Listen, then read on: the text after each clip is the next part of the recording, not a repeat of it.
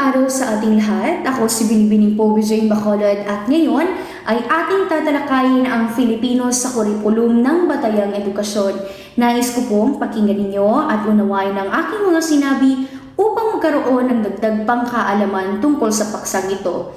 Simulan muna natin sa aralin isa, kahulugan at kahalagahan ng Filipino, kurikulum at ang edukasyon. Sinasabing mahalaga ang basikong edukasyon sapagkat ito ang nagsisilbing matibay na pundasyon ng pagkatuto ng mga mag-aral sa unang yugto ng kanilang edukasyonal na pag-unlad. Idinisenyo ang basikong edukasyon upang matugunan ang mahahalagang pangangailangang pampagkatuto ng bawat individual na mga mag-aral. Ayon sa United Nations Educational, Scientific and Cultural Organization or tinatawag natin UNESCO, nahango sa World Conference on Education for All, Meeting Basic Learning Needs na ginanap sa Jomtien, Thailand noong 1990, ang basikong edukasyon ay tumutukoy sa kabuuan ng iba't ibang gawaing pang-edukasyonal na isinasagawa sa sariling pamamaraan na naglalayong tugunan ang pangunahing pangangailangan sa pagkatuto. Samantala, batay sa pamantayan ng International Standard Classification of Education or ISSED, ang basikong edukasyon ay binubuo ng edukasyong primarya at lower secondary education. At dagdag pa rito, kinikilala ng ISNED ang saklaw din ng basikong edukasyon, ang mga non-formal at formal na gawaing pang-edukasyon, pampubliko o maaring pampribado na naglalayong matugunan ang basikong pangailangang pagpagkatuto ng mga tao. Ano man ang kanilang edad, dahil dito kailangan ng basikong edukasyon ang mga antas ng kindergarten, elementarya at sekundarya, pati na rin ang alternative learning system o tinatawag nating ALS o mga taong huminto sa pag-aaral at sa mga may espesyal na pangangailangan. Dahil nga rito, patuloy itong pinalalakas ng kagawarang edukasyon or Department of Education na katuwang ang pamahalaan upang umagapay sa mabilis na pagbabago ng institusyong pang-akademiko sa buong mundo. Katibayan nito ang Batas Republika bilang 10533 on Act of Enhancing the Philippine Basic Education System by strengthening its curriculum and increasing the number of years for basic education, appropriating funds therefore and for other purposes.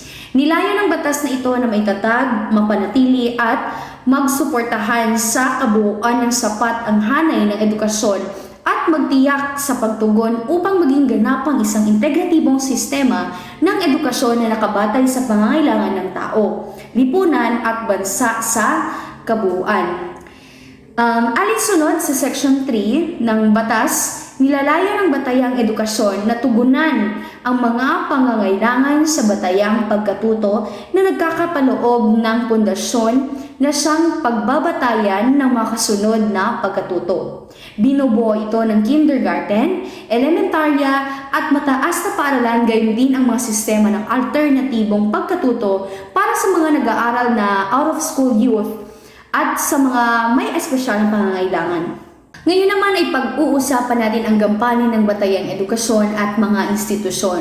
Upang tumugon din sa kautosang ito, patuloy ring pinapauunlad ng pamantasan, universidad, kolehiyo ang mga programang pang-edukasyon. Sa bahagi ng Batayang Edukasyon, salig naman sa pamantayang ibinababa ng Komisyon sa Lalong Mataas na Edukasyon or tinatawag nating Commission on Higher Education or CHED na mas kilala natin, malaking gampanin ng Batayang Edukasyon bilang tungtungan tungo sa holistikong pagkatuto ng mga mag-aaral. Nililinang nito ang basikong karanasan at kaalaman bilang paghahanda sa higit na masilimuot or tinatawag nating complex na mga paksain sa panahong panagunahing or major mga kurso na mga kinukuha ng mga mag-aaral.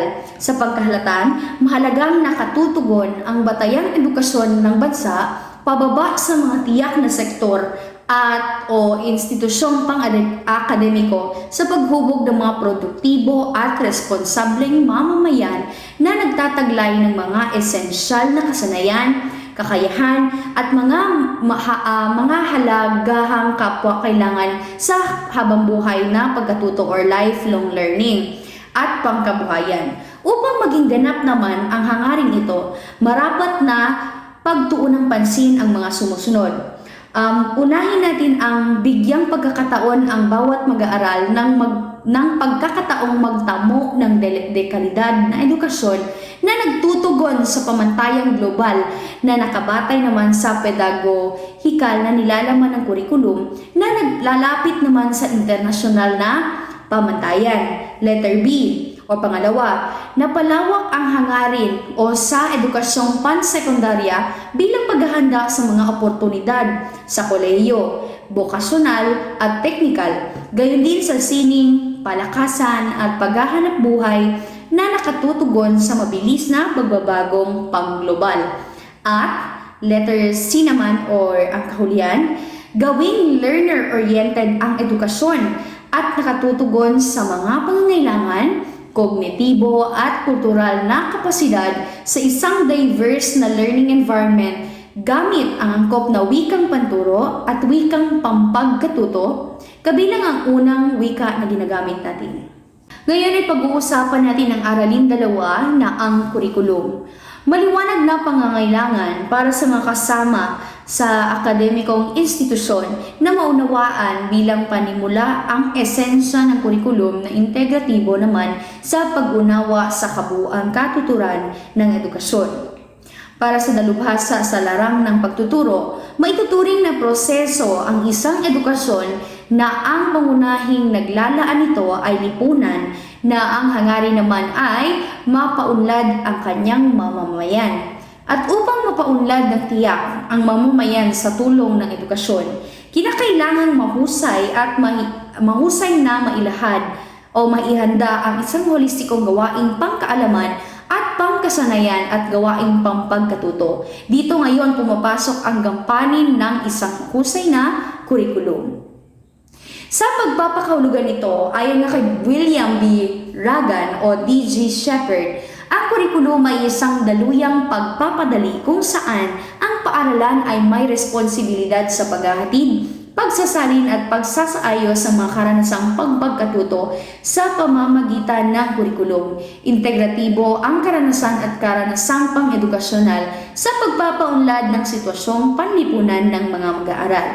Sa gayon, ang kurikulum ay isang plano ng mga gawaing pampaaralan at kasama na rito ang mga sumusunod na aking babanggitin. Una ay ang mga dapat matutunan ng mga mag-aaral. Yun ang pinakauna. Pangalawa ay ang pamamaraan sa pagtatasa o pagtataya ng mga pagkatuto. Pangatlo naman ay ang kriteriya at kwalifikasyon upang mapabilang ang mga mag-aaral sa programa. At pang-apat ay ang inovatibo at malikhaing mga kagamitan sa pampagtuturo ng mga mag-aaral. Ang kurikulum ay nagmula sa salitang Latin na currere ay nangangahulugang itong run the course of the race o pagtakbo ng isang kurso sapagkat ang kurikulum ang nagsisilbing pundasyon ng mga mag-aaral sa pagtuturo at pagkatuto. Maliban sa nabanggit, may 5 basikong kahulugan pa ang kurikulum na maaaring bigyang konsiderasyon. Ito ay ang mga sumusunod na aking babanggitin. Una na rito na ang kurikulum ay maaaring bigyang kahulugan bilang isang plano upang matamo ang mga adhikain. Ang mga plano ay kinabibilangan ng mga magkakasunod na hakbangin. Sinasalalayan ito ng sumusunod na pagpapakahulugan. Unahin natin ang kay J. Galen Saylor, defines curriculum as a plan for providing set of learning opportunities for person to be educated. Ni David Brapp, curriculum is an organized set of formal education and or training intention. Kay John Wiles and Joseph Bondi naman, view curriculum as 4-step plan involving purpose, design, implementation, and assessment. Ngayon ay tumungo tayo sa kurikulum bilang kabuuang karanasan. Ang kurikulum ay maaaring bigyan ng malawak nitong pagpapakahulugan na sumasaklaw sa kabuuang karanasan ng mga mag-aaral. Sa pamamagitan ng kahulugang ito, maituturing na anumang naisaplano sa loob at labas ng akademikong institusyon ay bahagi na ng kurikulum. Ang pagpapakahulugang ito ay sinalalayan ng sumusunod na pagpapakahulugan. Ayon kay Hollis, Caswell, and Joe Campbell, view curriculum as all the experiences children have under the guidance of teachers. Ayon kay Jean Shepherd and William Ragan, The curriculum consists of an ongoing experiences of children under the guidance of the school.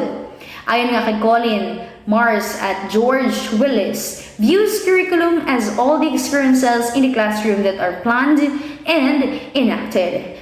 Ang curriculum ay isang sistema ng o sa pakikipag-ugnayan ng tao. Okay? Ang curriculum ay maaaring bigyang kahulugan upang isang sangay ng pag-aaral na nagtataglay ng sarili nitong mga pundasyon, domain ng kaalaman, pananaliksik, teorya, prinsipyo at dalubhasa. Ang kurikulum ay maaaring bigyang kahulugan batay sa paksa, maaaring matematika, agham, Ingles, kasaysayan at iba pang mga katulad nito o sa nilalaman sa mga paano isinaayos at isinasimula ang mga impormasyon. Ngayon ay tumungo na tayo sa bahagi ng kurikulum. Simulan natin sa aim, balak o pakay, paglalahad o pagpapaliwanag ng pangkahalatang layunin ng kurikulum. Napakaloob dito ang mga tagapakinig or audience, gayon din ang mga paksa. Sunod naman ay rasyonale, makatwirang paliwanag, mapaghimok na pagkatalo dahil dito ipinaliliwanag kung bakit gustong magmungkahi at ang mga paggamit ng oras at mga pinagkukunan para sa kurikulum. Sunod naman ay hangarin at layunin. Ito ay talaan ng mga maaaring bunga ng mga matutunan ng mga mag-aral batay sa mga magiging partisipasyon sa kurikulum. Napaloob din dito ang bahaging ito ang pagpapaliwanag kung paano makatutulong ang kurikulum sa bansa at lipunan. Sunod ay mag-aaral at mga pangunahing kailangan. Nagpapaliwanag kung sino ang mga makikinabang sa binubuong kurikulum at mga pangunahing kaalaman at kakayanan para sa mabisang kurikulum. Sunod ay ang mga kagamitan. Tala ng mga kakailanganing kagamitan para matagumpayan na pagtuturo ng mga asignatura sa kurikulum. Nakapaloob dito ang mga aklat at ibang babasahin, kagamitang mga artikulo at journal, mga pananaliksik at iba pang karaniwang kagamitan, kasama din ang mga pangunahing website mula sa internet na maaaring maging batayan sa talakayan. At pinakahuli ay ang planong pampagtuturo. Nagsasaad ng o sa mga gawaing kukunin ng mga mag-aaral at mga pagkakasunod-sunod nito. Napakaloob dito ang bahaging ito ang maaaring gawain ng guro sa klase, estratehiya, metodo, dulog, estilo at pagtuturo. At meron pa palang pinakalas ang pagpaplanong pagtataya at evaluasyon. Bahagi na binubuo ng mga kahinaan at pagsusulit na nakabatay sa layunin upang makuha ang kinakailangang pagpapaunlad sa kurikulum. Sunod naman ay mga hakbang sa proseso ng paglinang ng kurikulum. Simulan natin sa ang mga guro, magulang, tagapamahala ng paaralan or administrator at maging ang mga mag-aaral ay may kinalaman sa pagdisenyo ng kurikulum. Alam naman natin lahat yan. Ang mithiin, tunguhin, misyon at misyon ng paaralan ay kailangang pag-aralang mabuti at dapat maging batayan din ito sa pagdisenyo ng ating kurikulum. Ang pangangailangan at interes ng mga mag-aaral sa pagkahalatan, pati na rin ang komunidad sa kabuuan ay kailangan laging isa-isip. Sunod, ang mga alternatibong kagamitan sa pagdedesenyo ng kurikulum tulad ng gastos, paghahati ng klase or class schedule, laki ng klase, pasilidad or facilities, pati na rin ang mga personalidad ng mga tagapamahala ng paaralan ay kailangang malaman ang mabuti at di mabuting epekto nito. Sunod naman ay ang pagdedesenyo ng kurikulum ay kailangang nakaangla sa kognitibong pandama, kakayahan, konsepto at kinalalabasan ng pagkatuto ng mga mag-aaral. Ngayon ating nang lakbayin ang aralin tatlo, ang school thoughts at paglinang ng kurikulum sa Pilipinas. Paglinang ng kurikulum sa Pilipinas. Ang bawat panahon sa kasaysayan ng Pilipinas ay kakikitaan ng iba't ibang uri tugon ng kurikulum. Simulan natin sa panahon bago dumating ang Kastila. Sa panahon ito, binibigyang halaga ang pamumuno bilang susi sa unlaran ng pamayanan. Ang pagtuturo ay isinasagawa sa ilalim ng puno kung saan ang mga bata ay nakaupo sa lupa at gumagamit ng makikinis na bato bilang kasangkapan sa pagsulat. Ang mga kalalakihan ay nakatuon sa pangangaso, samantalang ang mga kababaihan ay gumagawa ng mga gawaing bahay. Ang edukasyon ay sama-samang pananagutan ng buong barangay. Ang mga magulang at nakatatanda ang gumagabay sa pagkatuto ng mga bata. Pinahahalagahan ang mga kasanayan sa kabuhayan tulad ng paghahabi, pangingisda at pangangaso dahil ito ang pangunahing pinagkunan ng ikinabubuhay. Dahil dito, hindi gaanong nabibigyan ng pansin ang formal na pag-aaral sa panahon bago dumating ang Kastila. Ay maglalakbay tayo sa kurikulum sa panahon ng Kastila. Okay? Sa panahon ng Kastila, pinangungunahan ng mga misyonero ang edukasyon upang palaganapin ang Kristyanismo. Itinuro ang relihiyon, wikang Espanyol, pagbasa, pagsulat, aritmetika, musika, sining at paggawa. May mga paaralang bokasyonal naman at normal na itinatag upang sanayin ang mga mag-aaral at magiging guro na pinamunuan ng mga Dominikano at Jesuita. Ngayon naman ay tumungo tayo sa kurikulum sa panahon ng Amerikano. Sa panahon ng Amerikano, maraming pampublikong paaralan ang itinayo at ginamit ang wikang Ingles bilang panturo. Sa bisa nga ng Act 74 noong 1901 na itatag ang sistemang pang-edukasyon na nakatuon sa demokratikong pamumuhay at kulturang Amerikano sa halip na relihiyon. Ginamit ang edukasyon bilang kasangkapan ng kolonyal na pamamahala at pagtugon sa pang-ekonomikang pangangailangan ng Amerika. At tumungo naman tayo sa kurikulum sa panahon ng Hapon noong 1942. Itinatag ng pamahalaang Hapones ang Commission of Education, Health and Public Welfare sa bisa ng Military Order No. 2. Layunin nitong itanim ang kamalayang Asyano, alisin ang impluwensyang kanluranin, ituro ang wikang Nihongo, magbigay ng edukasyong elementarya at bokasyonal at palaganapin ang pagpapahalaga sa paggawa. Man ay nasa kurikulum na tayo sa ikatlong republika matapos ang digmaang hinarap ng bansa ang rehabilitasyon lalo na sa edukasyon na nasira ang mga gusali at kagamitan. Ipinagpatuloy ang sistemang maka-Amerikano, ang paggamit ng Ingles at pagtuturo ng demokrasya. Ipinakilala ang mga paarang pampamayanan at itinampok ang kabayanihan ng mga Pilipino. Sunod naman sa kurikulum sa panahon ng martial law at 1986 Revolution. Sa panahon ito, ipinatupad ang bilingual na edukasyon at isinama sa kurikulum ang mga aralin ng population education, family planning, buwis, reformang agraryo at pagpapahalaga sa Pilipino. At ang pinakahuli ay ang kurikulum matapos ang martial law at revolusyon. Isinama sa kurikulum ang computer at makabagong teknolohiya.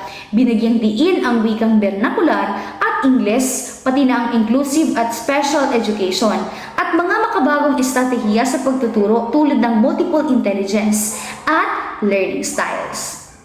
Maraming salamat sa inyong pakikinig. Ito ay ipagpapatuloy ni Binibining Rayna Awali. Hanggang sa muli.